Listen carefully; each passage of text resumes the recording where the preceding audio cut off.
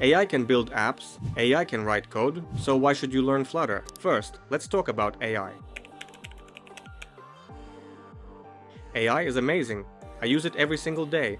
But AI is not magic, and it's not a replacement for real knowledge. AI is still someone else's product. It is built by companies, it changes all the time, and one day the tool you use today may disappear, become paid, or work completely differently. And this whole vibe coding trend makes programming look too easy.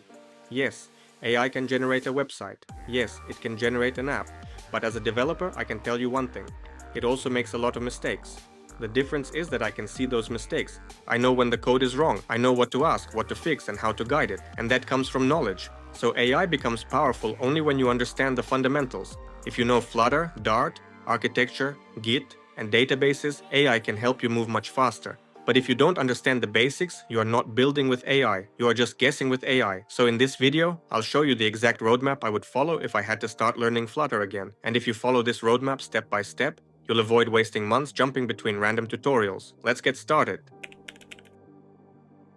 Most beginners make the same mistake. They open YouTube, watch 10 different tutorials, learn a little Flutter, then a little Firebase, then a little Riverpod, then some random AI video, and after a few months they still don't know how to build a real application. The problem is not motivation. The problem is the lack of a roadmap. You don't need to learn everything. You need to learn the right things in the right order. The first step is setup. Install Flutter. Install Android Studio. Configure your environment. Learn how to run emulators. Learn how to use Flutter Version Manager. Without a proper setup, everything else becomes painful.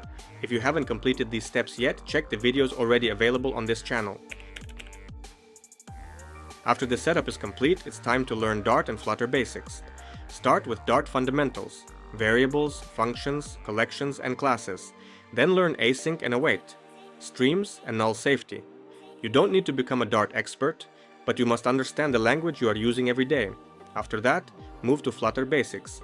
Learn how Flutter builds user interfaces, understand the difference between stateless widget and stateful widget, how widgets work together, how to create screens, how to navigate between them, and how to organize your code. This is the moment when Dart and Flutter turn into a real mobile application. Next comes object-oriented programming, encapsulation, abstraction, inheritance, polymorphism. This may sound boring, but almost every Flutter code base uses these concepts.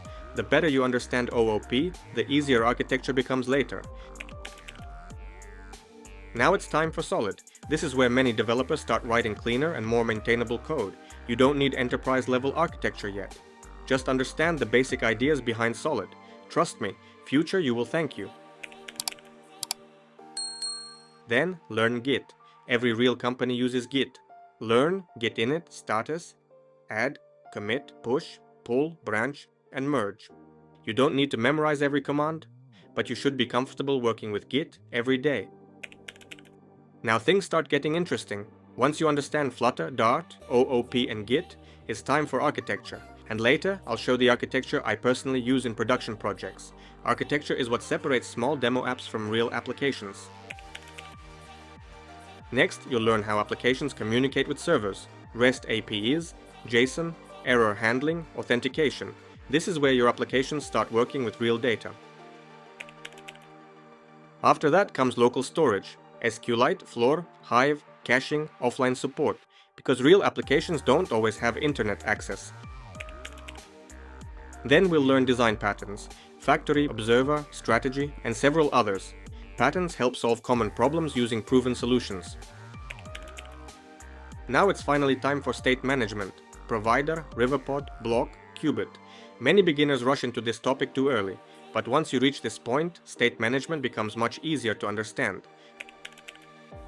Next is testing, unit tests, widget tests, integration tests. Most beginners skip testing, professional developers don't. After that, we'll move to Firebase. Authentication, analytics, crash reporting. This is where your applications start looking like real products.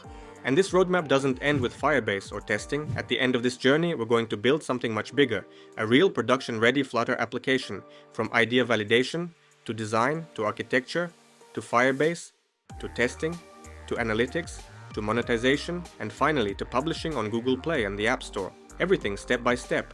exactly like real developers do it in real projects. So if you're serious about learning how to build apps, whether for business, your career, or your own projects, subscribe to the channel and follow this roadmap from the beginning. If Flutter is not installed yet, you'll find the full setup guide in the description below.